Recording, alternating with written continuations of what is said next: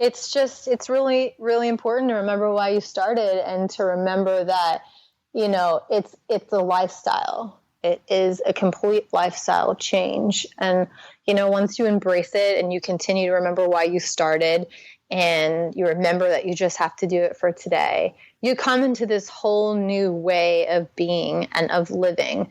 And the less you have to remind yourself of those things, but when they come up, you just go back to why you started. It's time for the SHAIR Recovery Podcast, where we bring you amazing life-changing success stories from addicts and alcoholics all over the world who share their inspiring journey in recovery. And now, here's your host, O. Hello, everyone, and welcome to another episode of TSP, the SHAIR Podcast. And today we have Carly Benson joining us on the show. And Carly is a member of the American Association of Christian Counselors and Coaches. She is a certified Christian life coach through Light University and has also served on the board of directors for Fellowship of Christian Athletes. Her mission is to teach people to love their weirdness and to bring forth the most epic versions of themselves, to live epic lives that are purpose-driven, passion-fueled, faith-centered, and serve others in a way that offers impactful change. But life wasn't always sunshine and rainbows for Carly. For a decade, her life was jam-packed and fully loaded, with a party scene on constant repeat, as if she had an IV of adrenaline directly connected to a brain that didn't think the word no even existed. There was no place she wouldn't go or things she wouldn't do to get her fix. One morning, after a night of drug-filled oblivion and reckless alcohol consumption, she made the decision to clean up her act. Not really sure how she made it out alive, the only viable explanation is that God and his angels were watching out for her. Over the years, Carly has told her story to friends, family, and even people she just met. The first thing they ask her is, "How did you do it? How did you change your life?" Where Carly replies, "It all started with a prayer." Join us now as Carly takes us through her drug-filled oblivion and her journey into recovery up until today. But first, if you would like to know the best way to show your support for the SHAIR Podcast, here are a few ways you can help. First, go to www.theshairpodcast.com, and there you can sign up for our free newsletter, which will let you know every time a new episode of the SHAIR Podcast comes out. You can leave us a 5-star rating and review on iTunes or Stitcher Radio. If you would like to know other places that you can listen to the SHAIR Podcast, you can listen to us on iTunes, SoundCloud, Stitcher Radio, iHeartRadio, and YouTube. If you would like to donate to the SHAIR Podcast, you can do so via PayPal, or you can support us on Patreon. We have a thriving Facebook group that grows daily and has massive participation. Again, it's a private group, so if you would like to discuss recovery, share your experience, strength, and hope, help others, or lean on others for support, be sure to join the Facebook private group. And all of this information can be found on the website. So go to the website, and there you will find all the information that you need to help support the show. So now a quick message from our sponsors, and on to the show. Sober Nation is the largest online recovery community and treatment resource center. They provide treatment resources to those struggling with addiction, as well as to the family members who are caught in the crossfire. On top of that, Sober Nation is a huge community of good people who share their experience with each other. They have informative content, recovery and addiction news, as well as an entire clothing line which helps expand the culture of recovery. They can easily be found at www.sobernation.com. Sober Nation is putting recovery on the map. And finally, would you like to receive the most popular AA daily devotions free in one distribution? Transitions Daily delivers daily devotions from the 24 hours a day, AA Thought for the Day, Daily Reflections, Big Book Quote, Just for Today, As Bill Sees It, plus more. You can get our distribution daily via email, private Facebook group, or Twitter. Go to dailyaaemails.com for more information. And don't forget to share dailyaaemails.com with friends in meetings and with sponsees in recovery. Now back to the show. Hey, Carly, thanks for joining us. Hey, thanks for having me. I'm really excited about having you on the show today. How you feeling? I'm excited too. I'm excited to talk with you and share and give some wisdom to all your listeners. I love it. That is fantastic. Let's do this. Okay, so folks, today we have Carly Benson joining us on the SHAIR Podcast, the founder of Miracles Are Brewing. And her mission is to teach people to love their weirdness and to bring forth the most epic version of themselves. So Carly, you ready to get started? I am. Let's do it. All right. Game on. Let's do this. Okay. So take us into your normal daily routine and also tell us a little bit more about Miracles Are Brewing. Okay. So we can start with the daily routine. I don't have like a set in stone one, but there are some things that I really try to do on a daily, regular basis. So if it's a really good day and I'm just nailing it on my spiritual practice, it looks like I wake up and get my morning coffee. And before I get my day started, I like to read the Bible. I'll read Psalms, or I'll read Proverbs, or I'll just open it. And it kind of just sets the tone for the day. I do some prayer, maybe some meditation. And then I sort of get on with my day because I'm running a few businesses right now. So I try to just have that little time in the morning where before I start doing emails or anything, I just give myself that time to have a little bit of quiet time and to just, let spirit speak to me, if you will. And I usually at some point in the day, because my day is pretty flexible, thankfully, I like to get to a yoga class, or I've been doing Orange Theory is my new little workout thing that I like to do, or something in nature, whether it's a hike or going for a run. I really am a big believer in sweating. Sweating for me, I love a good sweat. There's just something about it where, when you just leave it all on the floor and your heart's pounding and you're out of breath and you just feel challenged and you push your body further than you actually thought you could. For me, that is a huge stress reliever. That is the way that I get everything out, all of my emotional stuff that maybe I have been carrying around for the day or the week or whatever it might be. So those are the two or few main things. And then I it's not every day, but I go to church. That's another big thing for me. That's sort of my check-in on things. I kind of have been moving around a little bit. I've just moved from the East Coast to the West Coast. So I'm happy. I just found a place that I really feel connected with. That sense of community, Right. Yeah. So those are my main spiritual practices, I guess, if you will. Sometimes I like to do a slower yoga class where you kind of get into an active meditation. I actually just did this really cool breathwork workshop, and it was an active meditation where the teacher sort of walked you through a certain way to breathe, and you sat there and breathed, and you had different things that you would focus on. And it was just really cool how you could sort of feel the energy in your body. And I know that kind of maybe sounds a little bit heady for some people, but if you're not good at meditating and you can't seem to quiet your mind, that's a really cool way, a new way that I found that is really, really cool to connect with yourself. So I don't practice meditation as much as I'd like to, but now that I have this new tool in my tool belt, I'll probably give that a try a little more often. And then I guess the main practice, what you said you wanted me to touch on, is Miracles Are Brewing. Yes. And that is my website and my blog. And that's been a huge part of my recovery program, because I'm writing, which is a really great outlet for me. It sort of first started out as a hobby. I was kind of going through a rough time about 3 years into my sobriety, and I was going through a breakup, and I was pretty much devastated, and obviously drinking and using cocaine were no longer options for me. So I took a writing class, a creative writing class, and I started writing about my sobriety, about the last night that I drank and used.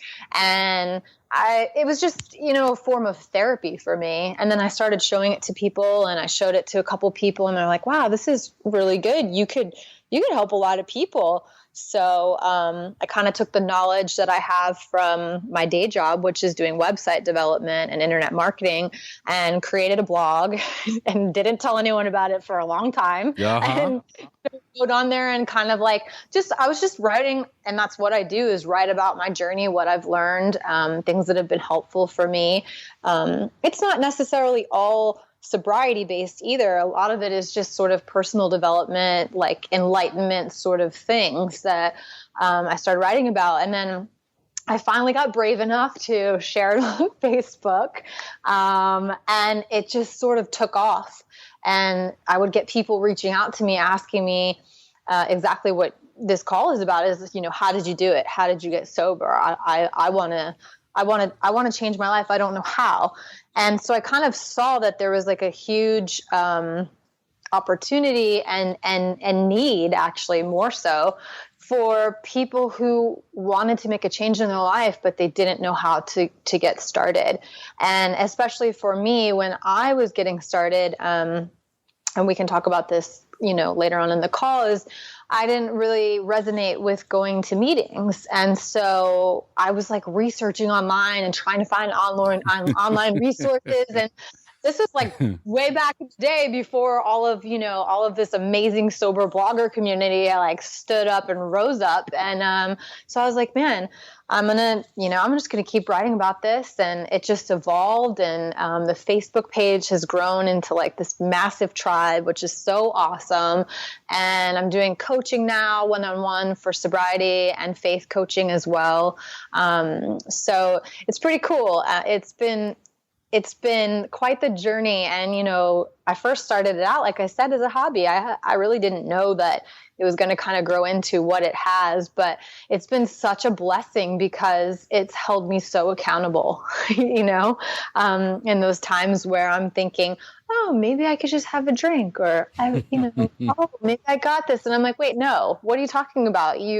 What are you going to tell, the people who read your site? Like, you can't have a sober blogging business if you slip it up. You know what I mean? Yep. So it's kind of been a really cool accountability thing for me.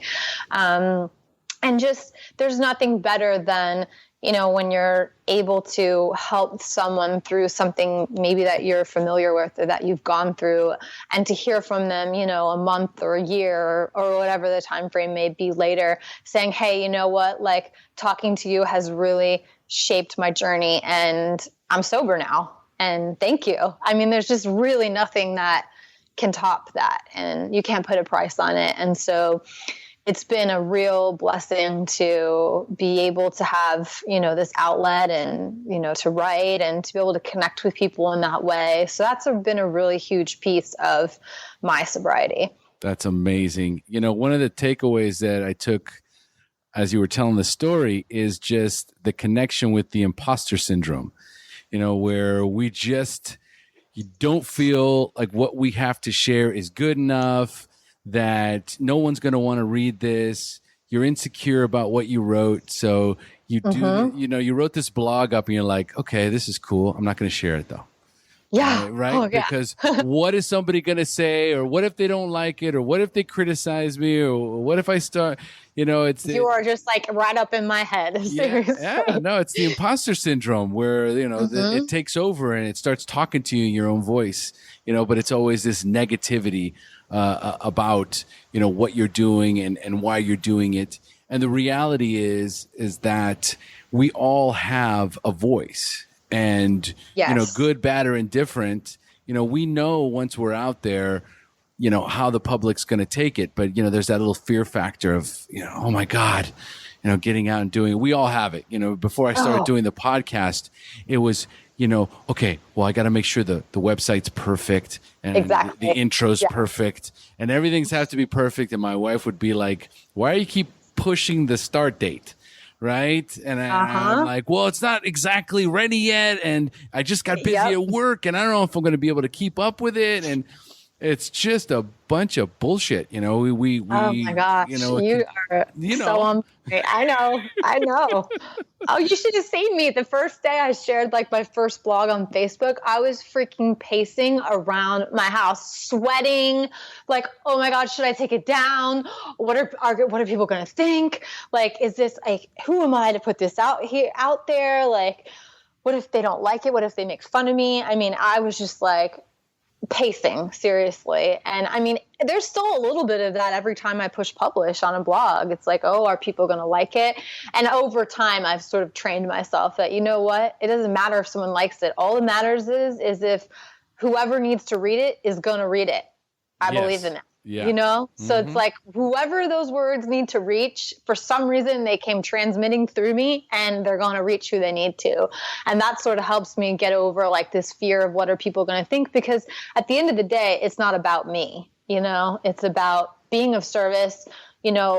Sometimes this is like a big thing that I've learned is that, sometimes we think, oh, well, I can't write about that because someone already did, or I can't do that retreat because somebody already did, or I can't write that book because someone already wrote one like that.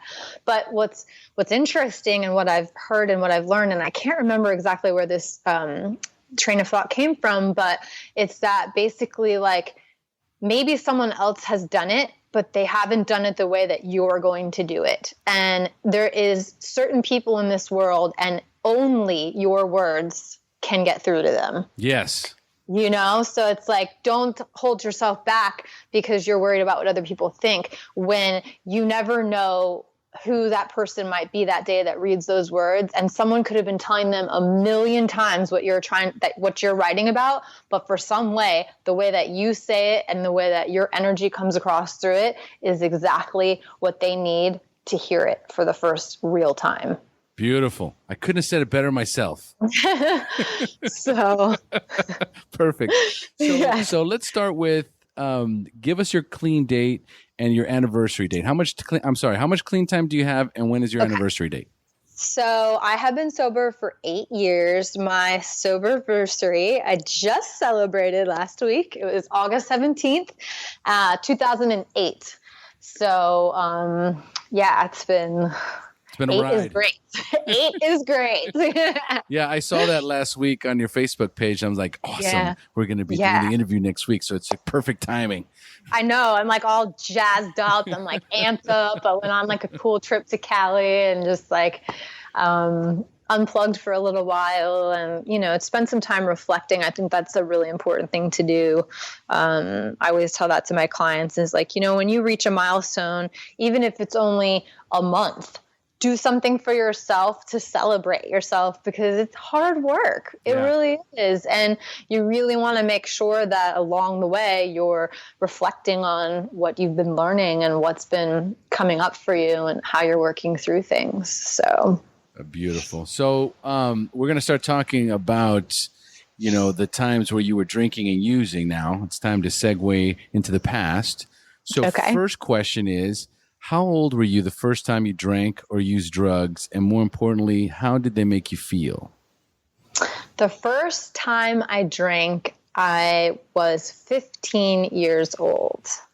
And it was just like a curiosity thing. I think the setting was like, it was a bunch of us who were sitting around someone's parents' house and somehow ended up with a bottle of Goldschlager. Oh, and what a way to start. Oh my goodness. Oh. Yes. Yeah. So, we took shots and it was just fun. I feel like we sat around and giggled, and it kind of just gave me this sense of like freeness, I guess. And I was like inhibited, you know what I mean? Like, or uninhibited. Sorry. That's the word. That's the word. That's what I was looking for. And, also a sense of connection. Yes. Which is something I'll talk on too throughout this, because after I've done a lot of reflecting and a lot of work, I realized that that's a big piece of the equation here. For sure. Now, wait a minute. Goldschlager. You didn't get sick? I didn't. You know what it was? I really didn't go crazy on it the first time. All right. So, and it was like, there was like 15 of us sharing a bottle. So we didn't have enough for us to like I don't even think I got drunk, but I do remember that was the first time I drank. And then after that, shortly after that, I should say, I ended up moving from Dallas, Texas to Naples, Florida. Nice. And I was devastated about it. Yeah. And I realized now, looking back, that was a pretty traumatic event for me. I think a lot of people think that to experience a trauma, it has to be like some sort of injury or something where, like a car accident or something, or and I'm not saying that that's not a trauma, but I'm saying, there's things that can happen to you that are a traumatic event. And sometimes we don't realize something like a cross-country move when you're in 9th grade can be something pretty traumatic. So needless to say, once I got to Naples, I was like this shy little girl. I had just found like my tribe at the time in Dallas, and I was like hanging out with the cool kids. I had a boyfriend, and I was finally feeling like I wasn't this awkward 7th grader anymore, And then here my parents moved me and uproot me to Naples, where I don't know anyone. And I went from being the top dog in 9th grade in junior high in Dallas, because that's how they do it. It's like 7th to 9th, and then moved to Florida and into high school in the middle of my 9th grade year, where I became a freshman at the bottom of the barrel. Oh man. 9th to 12th in Florida. And man, I just remember walking into that lunchroom the very first day, just like, oh gosh, dude, I don't know anyone. Who am I going to sit with? And like, I ended up meeting some cool chicks, and it wasn't as bad as I thought. And then I met a guy, and I kind of got like a boyfriend pretty quickly, and he was on the football team. And so I became friends with like all of him and his friends. Yeah. So let's do this. I'm going to use Naples as the springboard here. So yes. I'm just going to unleash you here. So it's time for me to turn the show over to you, Carly. It's time for you to share your story, the battle against drugs and alcohol, the wreckage it caused in your life, when you hit rock bottom, and then finally your journey into recovery up until today. So from Naples, Carly, take it away. So I got to Naples after moving across the country from Dallas, and quickly got a boyfriend, kind of got in with like the football crew, and it's Naples. Naples is kind of like this sleepy beach town. There's not a lot to do. So needless to say, we got pretty curious pretty quick, and we would go out like into the woods and the backs of people's houses and like different various places outside. And we would get drunk, and we would drink and have a good time and smoke pot. And it all started out as like, fun and games and a lot of curiosity. It just like didn't occur to me that wasn't what you did. That's kind of what I just thought you did. And I was bored, and I had just, moved and was trying to like find my people. So I started partying at a pretty young age, kind of out of boredom and a little bit out of curiosity, and not really peer pressure, but it was kind of like the thing everyone was doing that I was hanging out with. So really just started off with like a lot of beer drinking. I mean, there was a couple times where I got absolutely hammered off of like something stupid like Jack Daniels, and I still can't smell it to this day. But then it was kind of like transitioned into smoking weed. Nothing where it was like I was doing it every day. It was kind of like, here and there on the weekends we'd have fun, or we'd find someone's house to go to.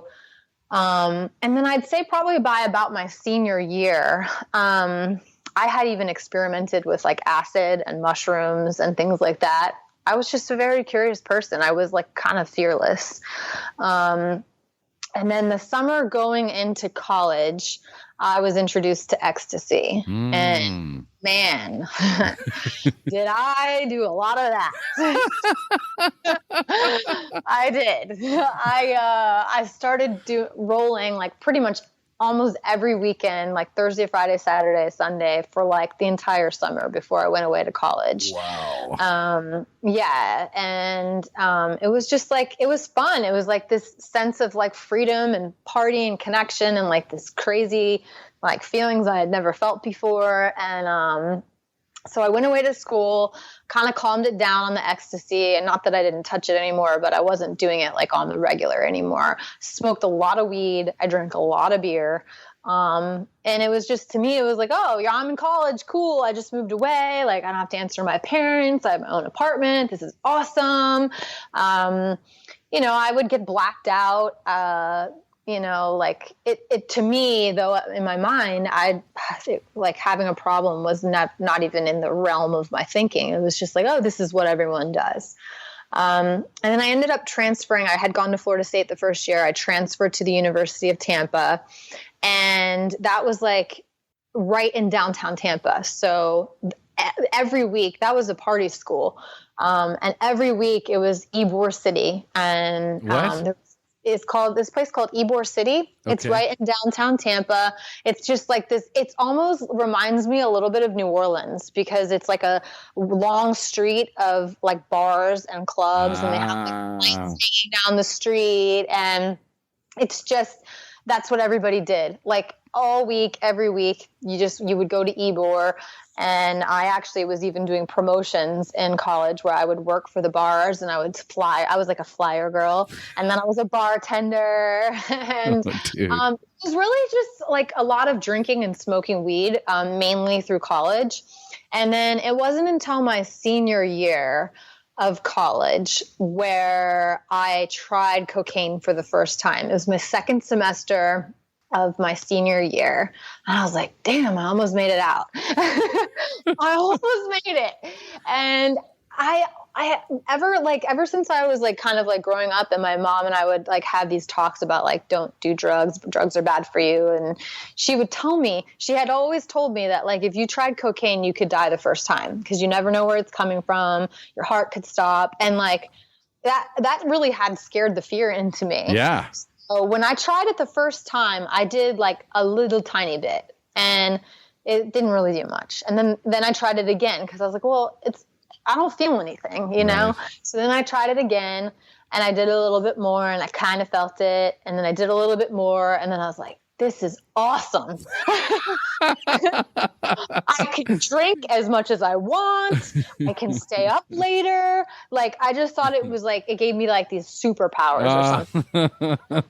Oh my gosh. Totally right.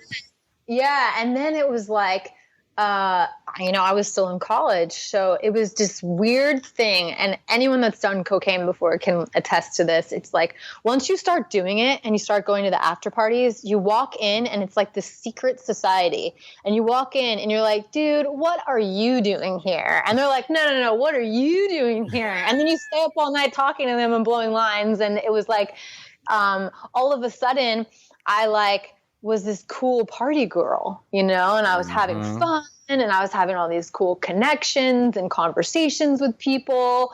And I was just like, I could party, and I was damn proud of it too. I mean, I was always the last man standing. I could drink anyone under the table. And, it was really fun and exciting at first. And I guess then over time, it started to turn into more of like a habitual thing, where it was like I could not go out and not have Coke. Yep. So let's see. I graduated college in 2013. I'm going to age myself here. And Bring it. And I continued to party until 2008. So I went 5 years pretty strong.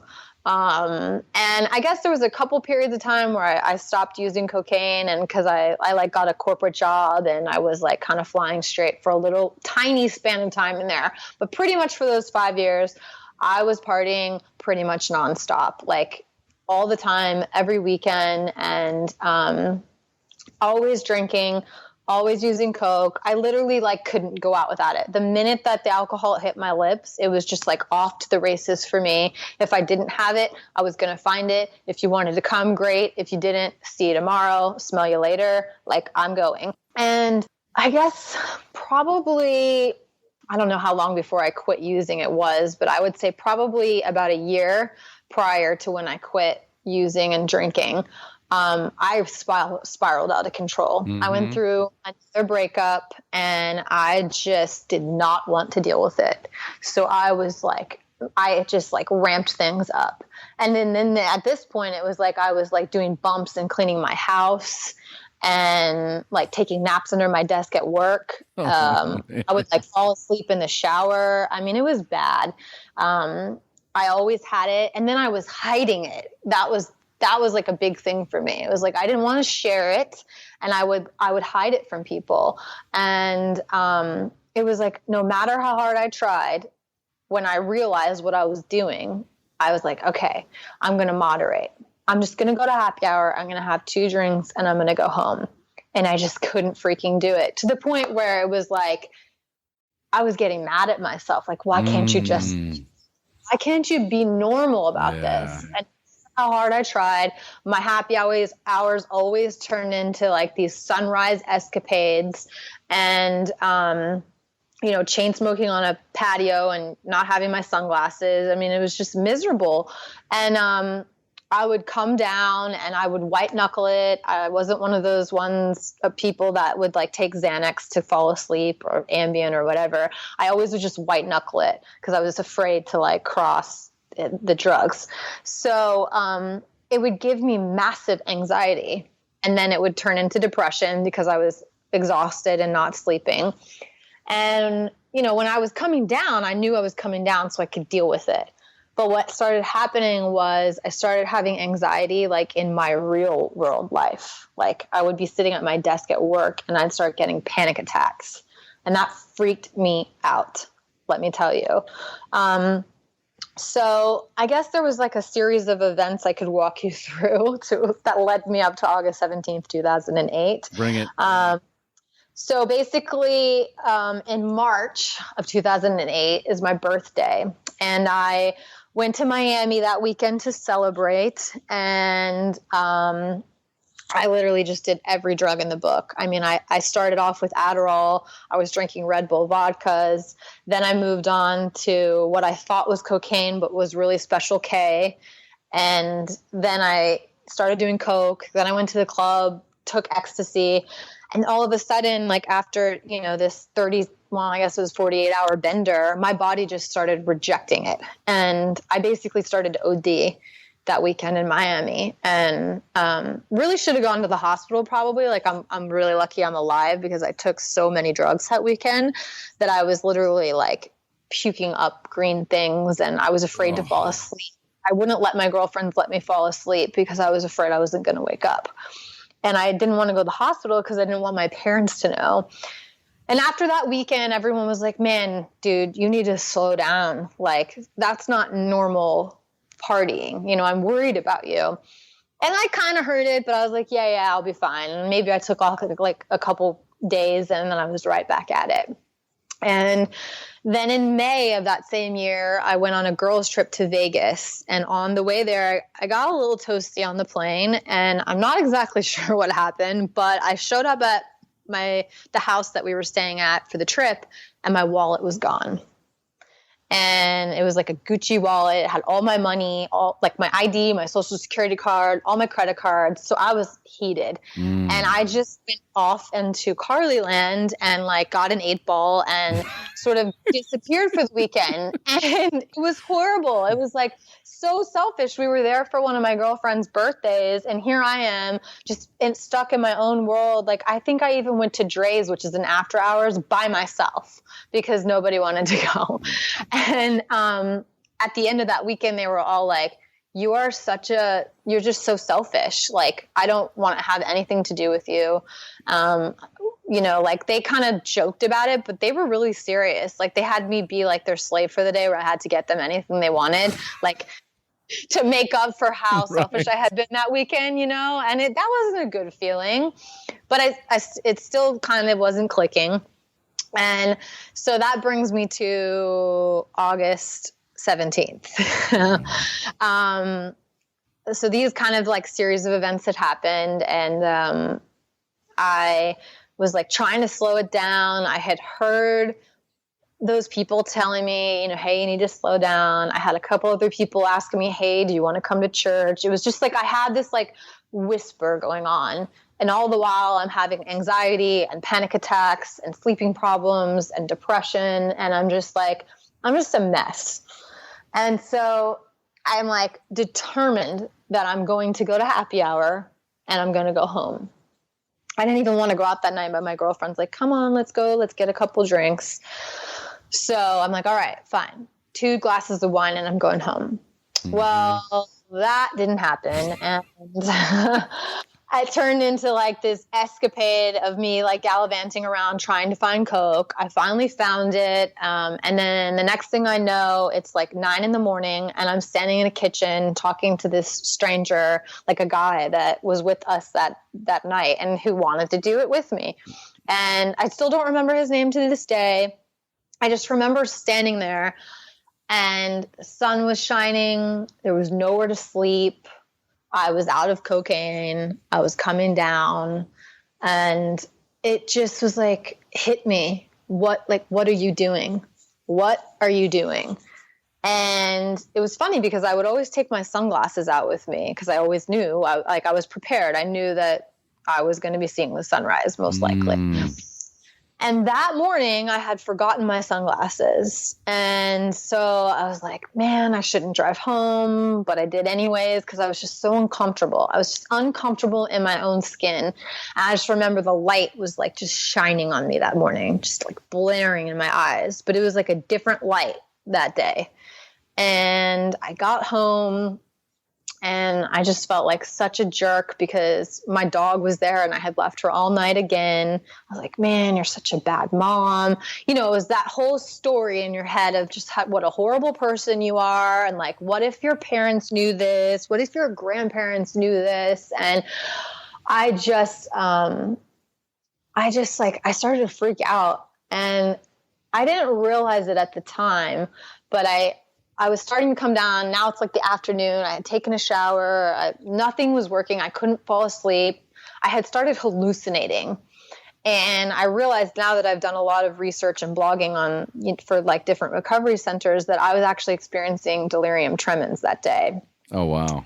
I drank a lot and I hadn't slept and I hadn't ate. And I started shaking. I was seeing shit. And I was just like, man, there just has to be a better way. Like there's got to be something different. And at the time, I had a friend who was like 2 months ahead of me in his sobriety. So I called him up and I'm crying and I'm like, oh, how did you do it? Like I'm freaking out, and he's like, calm down, tell me what happened. And he kind of calmed me down. And that was literally the first time I had ever said, I need help. And I mean, I'm getting the chills right now just thinking about it, because that is such a like defining moment when you finally come to terms with the fact that this isn't right and I need some help. And so he had told me to go to AA, and I wasn't sure about that idea just yet. And we hung up the phone and I just started bawling, crying, because it hit me. It was like, wow, this is really going on. Like, you really are saying like, you got to get some help here. And something came over me in that moment. I was crying. I was bawling. I was just like feeling helpless. And I literally dropped to my knees. I was not a religious person. I was not going to church. I believed in a God. I just didn't know what it meant. I was just too busy partying. I had no clue about any of it. But something in that moment told me to get down on my hands and knees and pray. And that's exactly what I did. And I was like, you know what, God, I don't want to live this way anymore. And I need a miracle. Like I'm so fed up with this life. I can't do it this way anymore. I obviously can't do this on my own. And so if you're real and this is a real thing, like I need you to help me. Like I need a miracle. I don't want to live this way anymore. And I get the chills every time I tell that story, because it was such a powerful moment where like this wave of calmness came over me. And I literally never drank or did cocaine from that day forward. Wow. That is just a miracle. It is. Yeah. And it's just like, you know what? There's no way in my mind that I could have done that by myself. No. And so that's kind of my miracle story and how I really started believing in miracles. And it was a physical experience for me. It was like a then and a now. in that moment. Unbelievable. Powerful, powerful story. Oh, Carly, man, I tell you, there was so much. Well, that was my drug of choice, cocaine. Really? You know? Okay. So I'm listening to your story, and I feel like I'm listening to my own story through a female voice, because it does the same thing. It completely consumes you. It takes control, and you start to believe things that are so not true. And it just takes you, it just carries you away. And next thing you know, you're just this monster wreaking havoc on the planet and on your friends and on everybody around you. And it's just about, how do I keep this thing going? How do I keep this thing going? And all the time deluding ourselves, because we're chasing a high. We're chasing a high that we're never going to capture again. And it was never the same as the first time. Never. It was like you always were chasing. That was exactly it. I was chasing it. I was always chasing it. I was chasing. And then at the same time, it was telling me that I was worthless. And I had so much shame and so much guilt that I carried inside of me, because I knew what I was doing was wrong at my core. Like my spirit knew what I was doing was wrong, but I couldn't stop. Absolutely. I couldn't stop. So here you are, you've gotten down on your knees, you pray to God, you feel that, because it is a moment.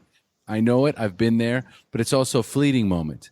And if you don't act on those feelings, if you don't act on what you've just connected with, then shortly thereafter, you're going to go, for many, that passes and you go right back to, what you've been doing.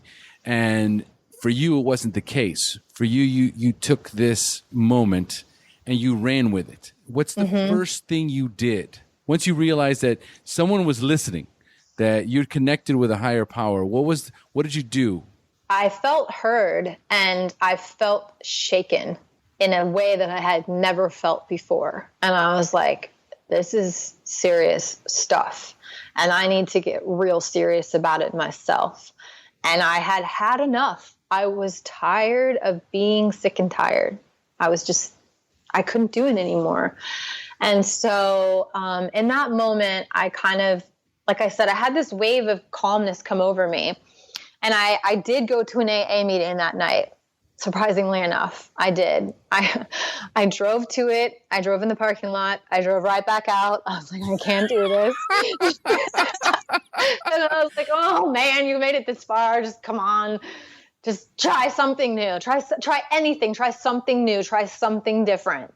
And so I went in, and it was a speaker meeting, and it was cool. It was like a small meeting, and I guess this will explain why I guess I got a little turned off by AA.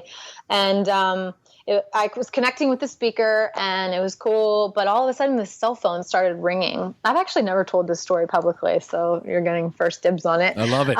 A cell phone starts ringing in the middle of the meeting. And this girl that's sitting next to me, she starts pulling out cell phone after cell phone after cell phone. I'm not kidding you. She pulled out like 6 cell phones. And here I am thinking, oh my gosh, this girl is a call girl. I am not like this girl. This is not like me. Like, I'm not like these people here. Okay. And so the meeting comes to an end, and they ask if anyone's there for their first time, if they want to surrender. And I raise my hand, I get my white chip. I still carry that thing around in my wallet because it was just such a moment for me. Yeah. And anyways, everyone comes up to you afterwards, and they're hugging you and da-da-da. So the girl comes up to me, and she's like, so are you court ordered to be here? And I'm like, oh no, like I'm not like this like thug gangster person, you know what I mean? And in my mind, in that moment, I was like, I'm not like them. I'm not like them.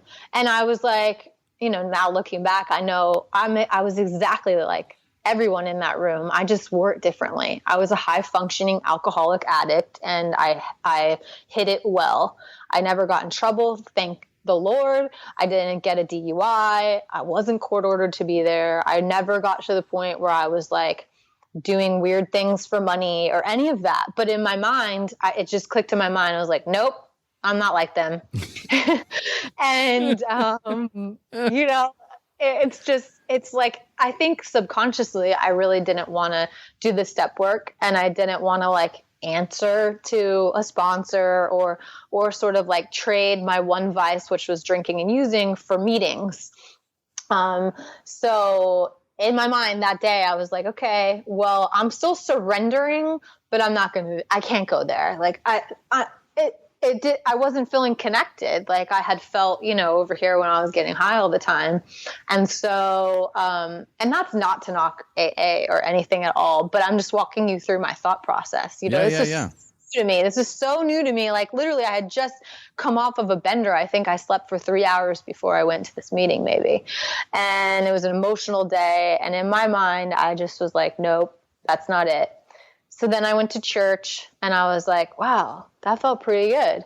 I felt connected. I liked what they had to say. No one was like going to make me answer to them. It was like, I just wanted to be sober. And, then I started going to church. I started working out a lot, and I sort of like, I stopped going out.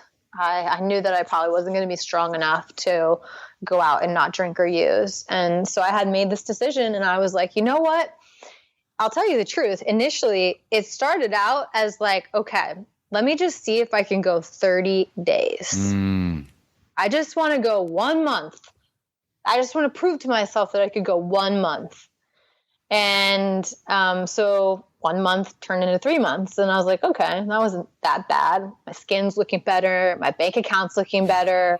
Like things are working. This is cool. So then it was like 6 months, and then 9 months. And the next thing I know, it's a year. And I'm like, there ain't no way I'm going back to that.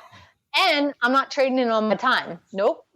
I'm like a very competitive person. So I was like in this competition with myself, like my old self and my new self. We were grappling. We were going at it. And the new self was winning. So I guess that's sort of like, for me, like to answer your question, the real question was, what did I do as soon as I connected with that higher power and that source in that moment? And I guess my biggest advice to anybody that maybe has one of those moments or is looking for one of those moments is to immediately continue to do it differently. Yeah. You know what I mean? Yeah. It was like I became open to trying new things. I became open to figuring out something that worked better for me than what I was previously doing, because obviously drinking and using cocaine was not working. And the moment I just became open to it is like how I sort of found my way. Absolutely. Absolutely. We talk about in as far as, I come from a 12-step background. Mm-hmm. So, we say that there's only one thing that you have to change, and that's everything.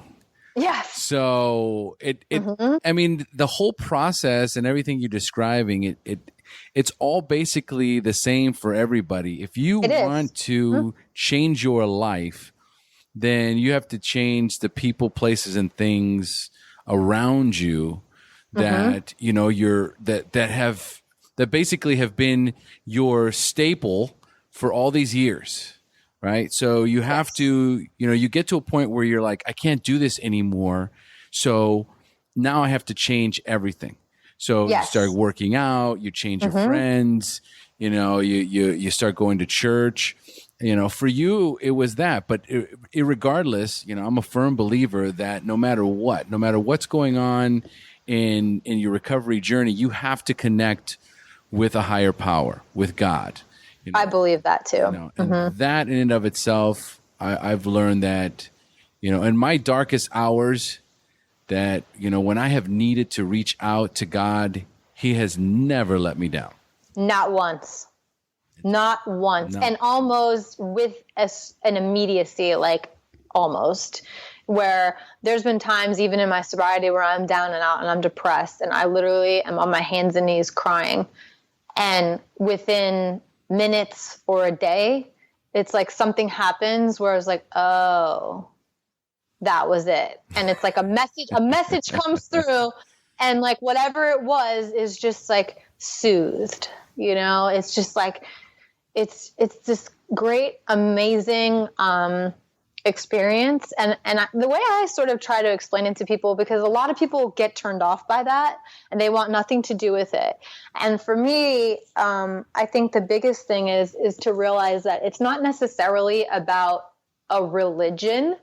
It's more about a relationship, and having that, relationship where it's like, that's where you go for your wisdom and your strength and your intuition and for comfort and for peace. And no matter how many times you go, you always get what you need. Yes. And it's this amazing thing. And the more you do it and the more you foster it and the more you keep giving things up to it, you can't deny it. Yeah. I can't talk enough about God or about my higher power when it comes to not just recovery, but just in general, how your life unfolds or will unfold naturally once you connect with that. I think we all, since birth, we're seeking, we're seeking that connection. Yes. With a higher power. It's what we gravitate towards. And you take the wrong road because you've been introduced to things and you don't like the way, you don't like the packaging. So you automatically reject it, and you reject the whole concept, and you move away from it. And you feel as though, like for us, it was the drugs, it was alcohol, it was the partying. It was like, don't tell me what to do kind of attitude. And that's what we run with. It's almost like just a rebellion. I don't need to hear any of this God stuff, or, I got this and I'm going to do things my way. And it may get to a point where there's no way for you to stop anymore. There's no way for you to say, wow, this is kind of getting out of control. You're so deep in the eye of the tornado that unless somebody shakes you up, and you hit the bottoms that we hit, you've hit a bottom, I've hit a bottom, you get to that point where you wake up and there's this fleeting thought that comes in that says, you don't have to do this anymore.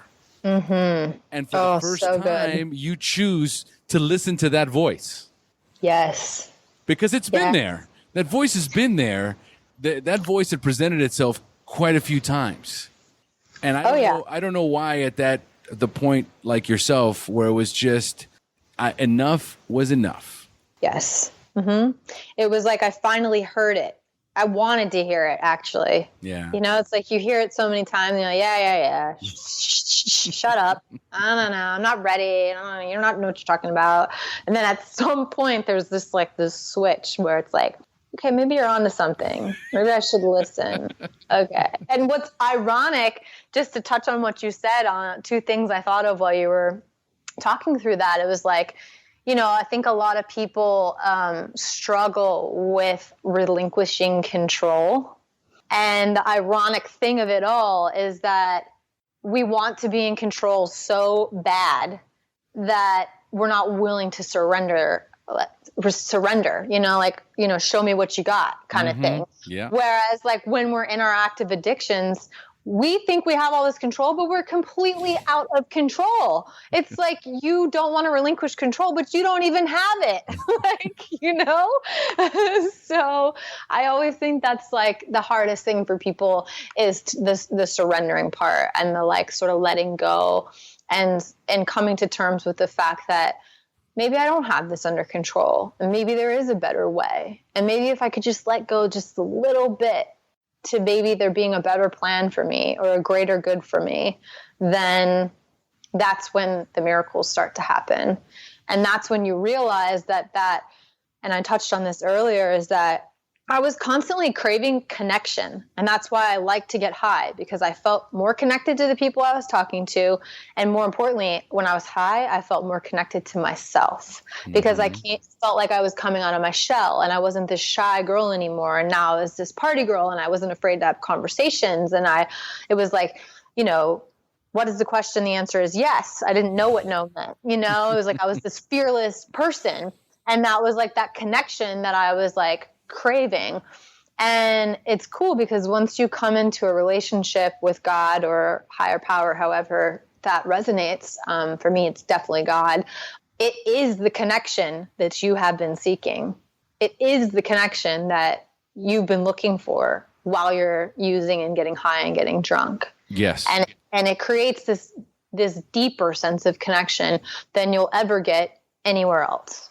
Absolutely. No question about it. So after all this has happened, you've connected yourself religiously, you start going to church, you start to change everything, you start working out. So all these things start to happen.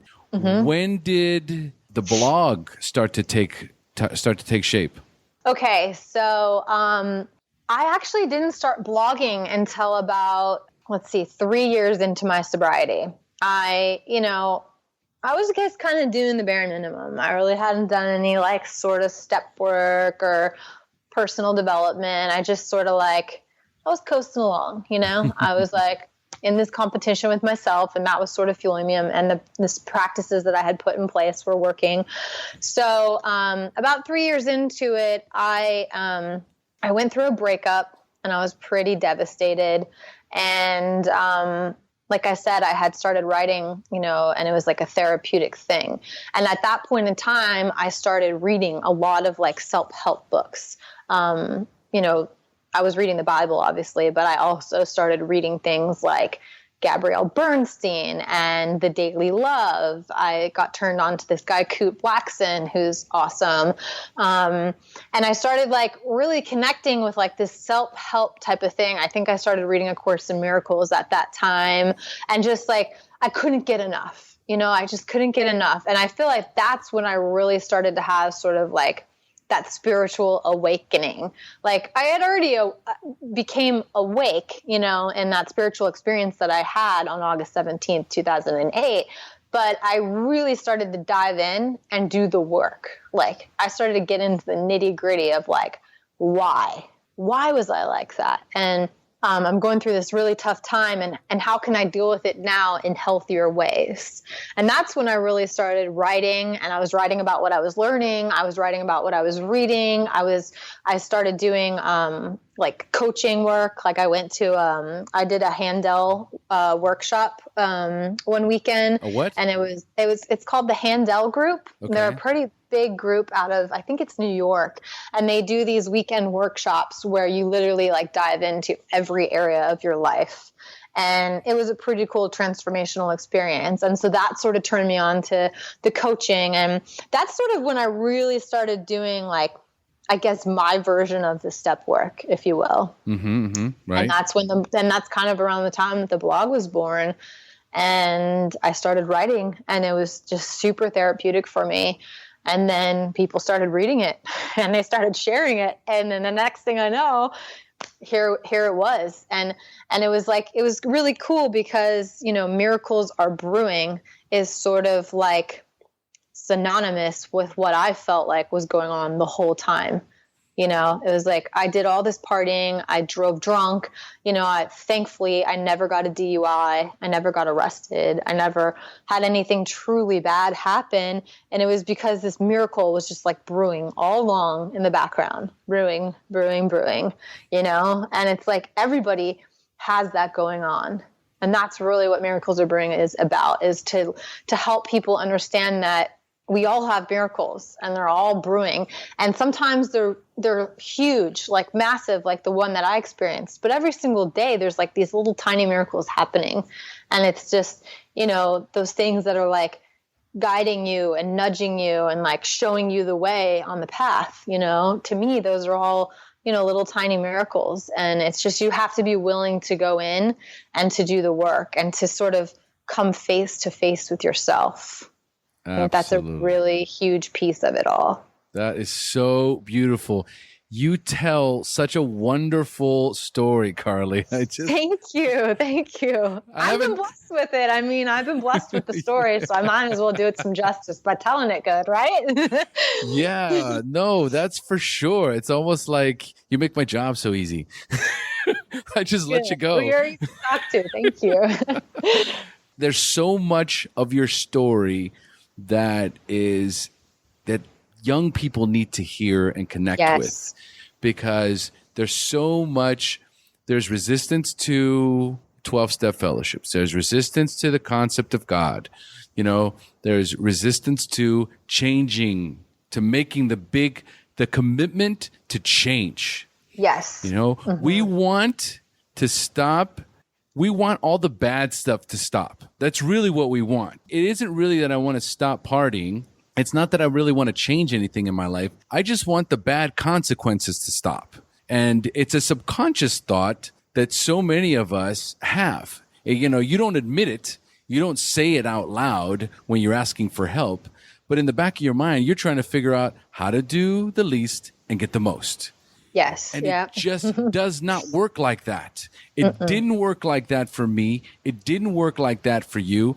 I was not a religious person. I was not a God person. I was not a follow the rules person. I was somebody who needed to just stop all the bad stuff to happen. And when they told me what it is that I needed to do, I was in so much pain that I just did it. I just stopped saying, well, why this and why that? It was just like, okay, how do I do this? And as soon as I started following directions and as soon as I connected with God, it all started to change really fast. Yeah, and you became open. I think that's the biggest thing. It's like I feel like a lot of people reject sort of like those ideas and concepts, but without actually trying them. If you just open yourself a little bit, just a little bit. I know it's scary, but if you could just open up just a little bit instead of just like rejecting it without really knowing, oh man, amazing things happen. Yes. No. Yes, 100% true. For those listeners, for the young listeners that are out there, there's so much that you can take away from here. But the most important thing is that without real change, without a commitment to do something different, if nothing changes, and the same stuff's just going to keep happening over and over and over and over again. We're on the same exact page. I love it. I do too. It's so great, talking to other people in the recovery community. And I actually wrote a piece about this. Is just like addiction, and I lump alcoholism into that too. Addiction looks differently on everybody, but it feels the same on the inside to everyone. Oh yeah. Oh yeah. No matter how you're wearing it, you're feeling it the way everyone else is feeling it. All right. Okay. So Carly, let's start closing up.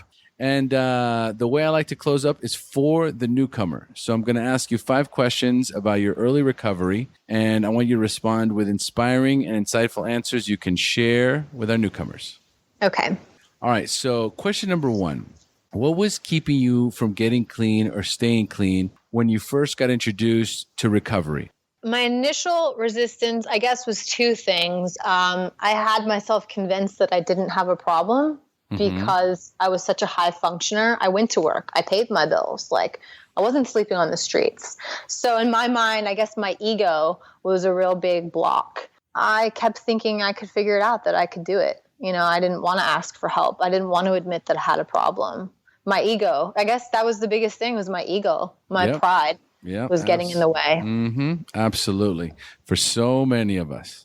Happens. Yes. Yeah. And number 2, at what point did you have a spiritual awakening, that aha moment when you accepted that you were powerless over drugs and alcohol for the first time, but you developed that hope that you really could recover? Oh, man. I guess it happened. The major spiritual awakening happened in that moment when I got down on my hands and knees for the first time and begged for a miracle.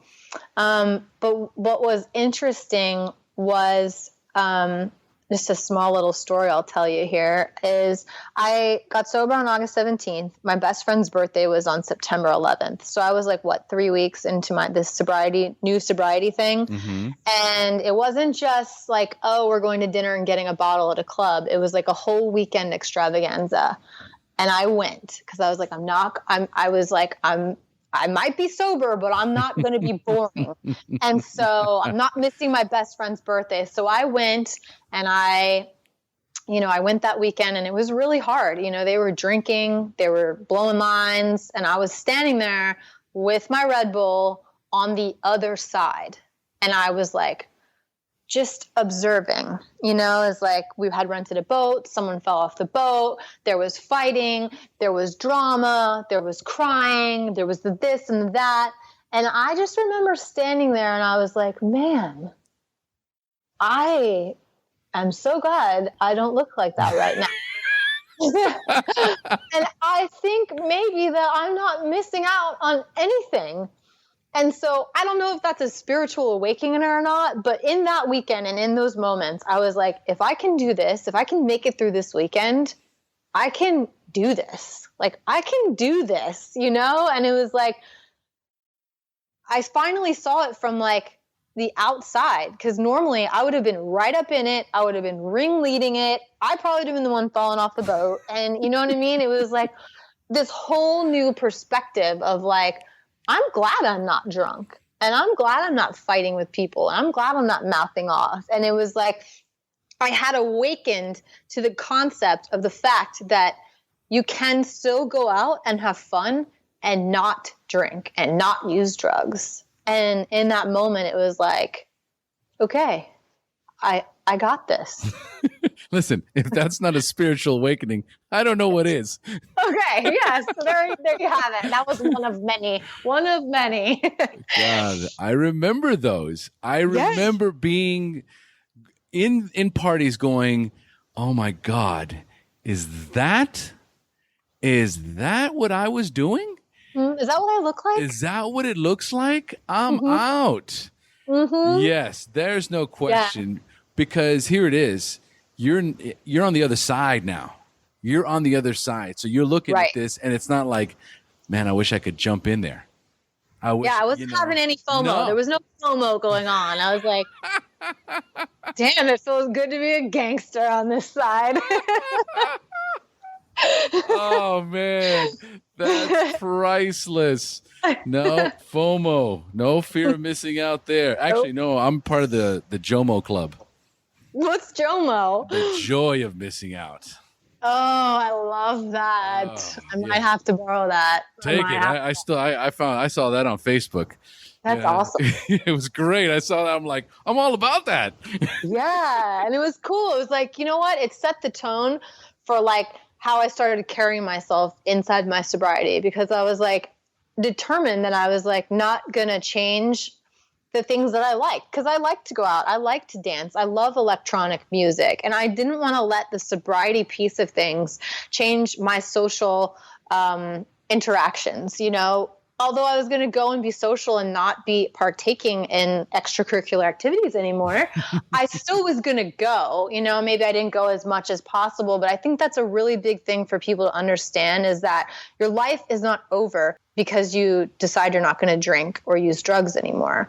It's actually the beginning. Amen. Amen, sister.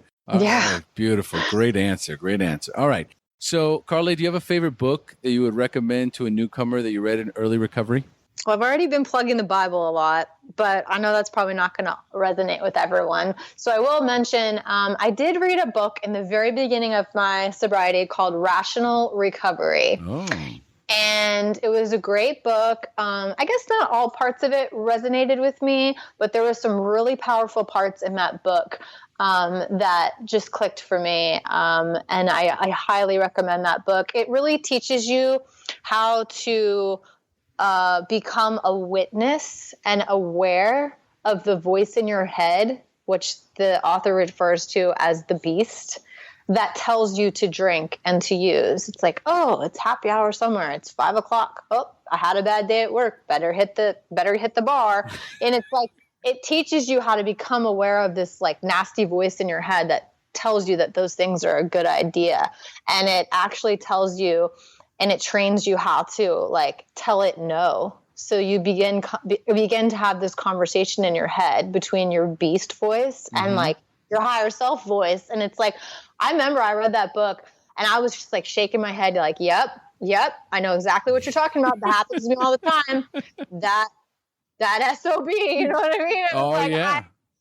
It just really clicked for me. And I don't know, there was something about reading that book that I just really put into practice. And I started becoming aware of the voice in my head that was telling me to do those things. Because, you know, when you're in your active addiction, you are on autopilot. Like, you're not thinking like, oh, well, why am I thinking about going to the bar? And, oh, well, maybe, is that not a good idea? It's like, yes.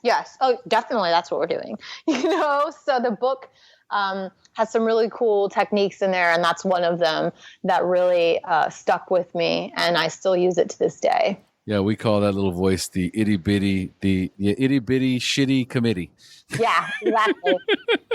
Tell that guy to go sit somewhere else. You can't sit with us. So is it, I just Googled it, is it the small book, Rational Recovery Systems? It's just called Rational Recovery. And I think the author's name is, hold on, I don't want to mess it up. I think it is, oops, sorry, I typed it in wrong. I think it's Jack Trimpe. Let me pull it up. That's the one. Yeah. Rational Recovery. Yeah. Jack Trimpe. Yeah. I feel like I always get it wrong. A revolutionary alternative for overcoming alcohol and drug dependency. Yes. There it is. There it is. Okay. Get it at Barnes & Noble. It's super easy. They usually have at least one or two in stock. And I mean, I'm telling you, I read it and I was like, he is in my head. How does he know that? It's probably an alcoholic. Yeah. I was exactly like them. Yeah. All right. So, Carly, tell us, what is the best suggestion you have ever received? Oh, man, I'll tell you what. Last year on my sober date, 7 years into this game, I was sitting there and I was like, man, I don't know if I want to do this for forever. Do I never want to drink again? Really? Like, oh, I could just have a glass of wine and just like check it out on my sober date, mind you. And I'm like, I called that same friend of mine that I had called in the very beginning, who is 2 months ahead of me. And I was like, man, I'm really struggling today. And it wasn't that I wanted to get drunk or that I wanted to get high. It was more like I felt like I didn't have the option, even if I wanted to choose it, because of like all the work that I'm doing with Miracles Are Brewing. And I was really struggling. It was like a thing where I was like, man, even if I wanted to do this, I can't. And it's not because I wanted to, it was just like this weird thing going on in my head. And he sort of like helped walk me through it. And he was like, okay, well, what would you explain to people? What if you did just have one, and then that one turned into two, and then that two turned into three, and the next thing you know, someone's laying lines out in front of you. You're going to be able to know? Like, what are you going to tell your parents? Are you going to shut your website down? I mean, he just like went through this whole thing of like, I wasn't thinking about where are you going with this? I wasn't thinking anything like that. And I'm like, no, I didn't think about any of that. I just really don't know if I want to do this for forever. And he said something to me in that moment that just changed the game. And I had heard it before, but it was just like, you know what, Car? You don't have to do it for forever. You just have to do it for today. That's the world we live in. Just for today.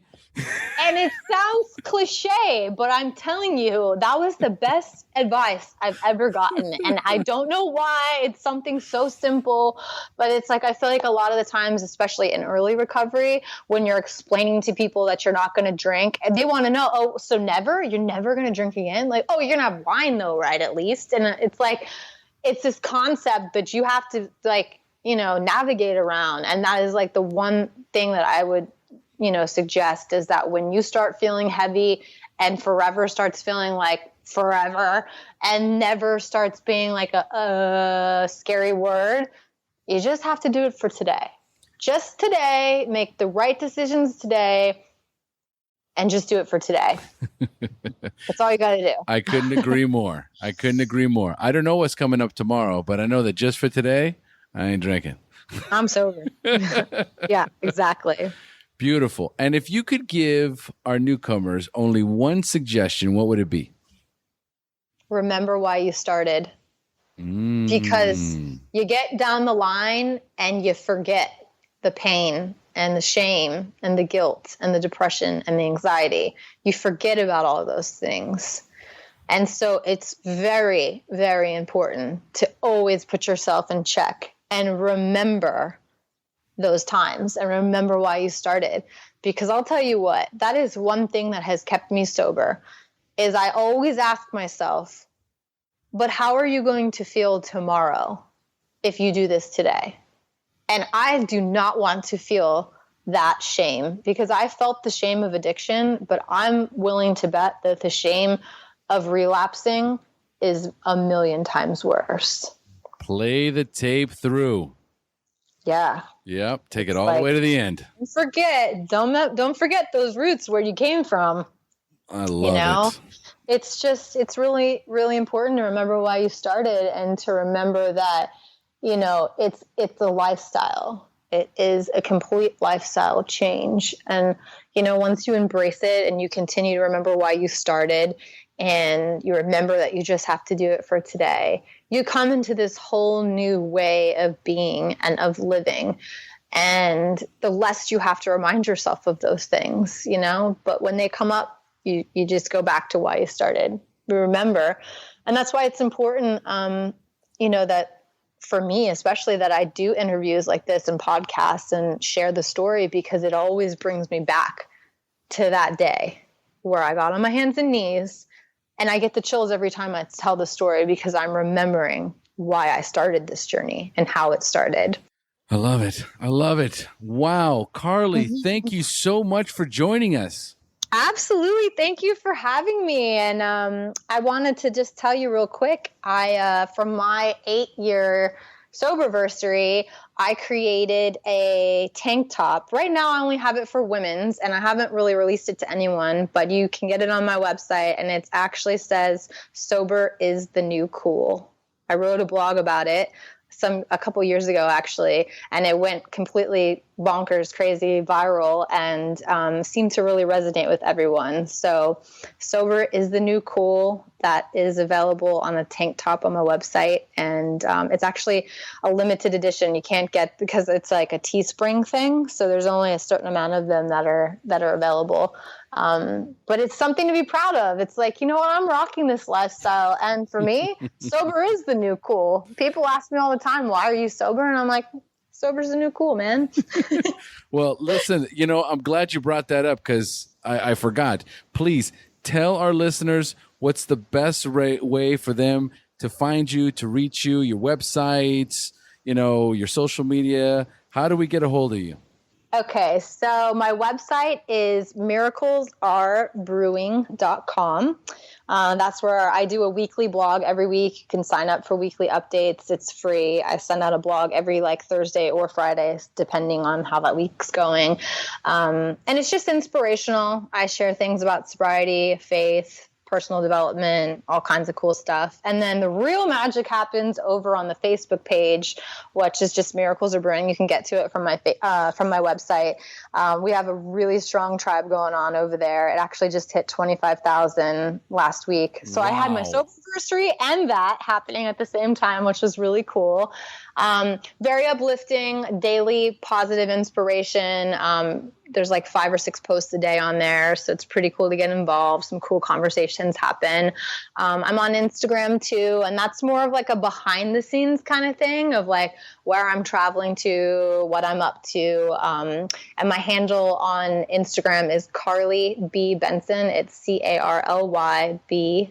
Benson. And that's the same for my Twitter as well. Beautiful. Come check us out. Yeah. Drop me a line. I would love to hear from anybody, especially if, I'd be curious what resonated with you on this interview. Well, everything resonated with me on this interview, because it was like you telling my story, especially the cocaine. And then, folks, I'm going to have all this listed on the show notes. There was a picture of you that I saw where it said retired blackout artist. Yeah, I just got that. That's from my homie over at the Sober Life. He came to town, and I did a little photo shoot with him to sort of model that tank top. He's got a bunch of cool stuff. And actually, he sort of inspired me to create this tank top of mine that I did. And I actually told him about it. And he was like, that's so cool. You should do it. But yeah, that retired blackout artist is on a website called thesoberlifeclothing.com. And I mean, that thing is blowing up. Everybody loves that thing. It's great. I got you. Okay, so those aren't yours. No, those are not. But I would love to send people to his site to get them, because he's awesome. So this is your first T-shirt? This is my first tank. Yep, exactly. Right. Okay, yeah. So and I'm gonna need a picture of that one. Yeah, I'm sure you've got one where you're wearing one, right? I literally just made it yesterday. So I don't have one yet, but I have a copy of the shirt. It's on my website. I have some in the mail coming to me. So I'll be doing a little shoot soon. Do a shoot, and then I'll post that in the show notes as well so people can see what it looks like on you. Awesome. I totally will. Thank you. Beautiful. Did you have any questions for me? I was curious actually to ask you, how long ago did you start the SHAIR podcast? Like, how long has this been going for you? I started this February. It's been almost 2 years. So we're in 2000. Congratulations. Yeah. Thank you. It's been, it hasn't even been 2 years yet. But it's been something that has just completely morphed my recovery to another level. It's just, I've connected with so many people. I'm connecting with you right now. Mm-hmm. And so many others that I would have never met in the recovery community if it wasn't for the podcast. And so much like yourself, it's a huge part of holding myself accountable. I've got all these people that send me emails that are part of my, private Facebook group. You're in there as well. And that also, it's a huge part of me holding myself accountable because, what happens? I mean, I don't really think about it that often. What happens if, I go back out to drink or if I use again? Oh my God, I'm going to let all these people down, which is, it's true. It's true, but that happened to me, even before this started.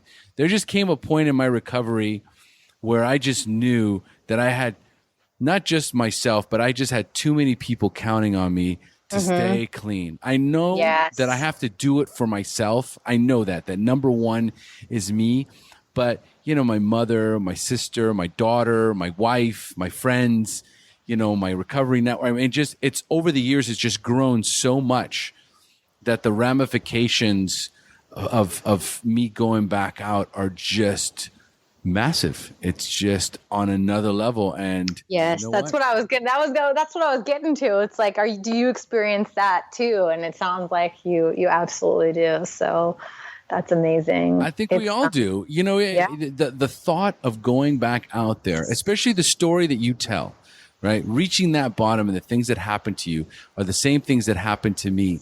And the thought of trying to climb out of that hole again. Oh man. Oh, no way. Yuck.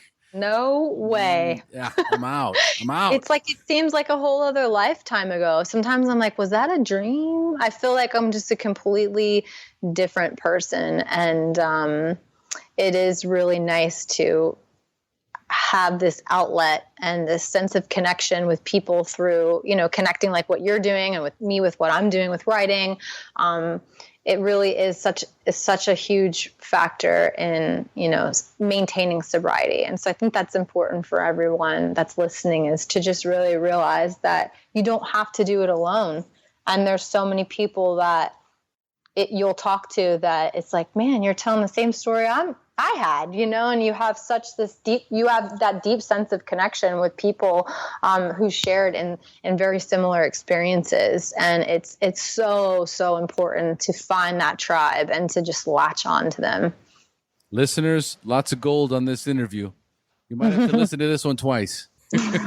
Yes, man. And take notes. Get me going.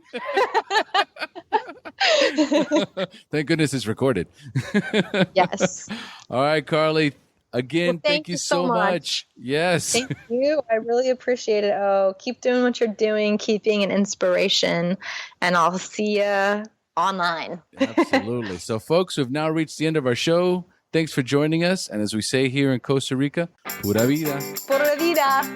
Thank you for joining us on the SHAIR Recovery Podcast. To check out the show notes page on this interview or to thank our guests for sharing their story, go to www.theshairpodcast.com. While you're on the website, don't forget to sign up for our free newsletter to stay up to date on the latest news, podcasts, and interviews. Want to be one of our guests and share your story? Then go to our website and click on the Share Your Story button. We share our inspiring recovery stories every Tuesday, so subscribe to our show on iTunes or Stitcher Radio to get your free weekly download. We'll see you then. The opinions shared on this show reflect those of the individual speaker and not of any 12-step fellowship as a whole.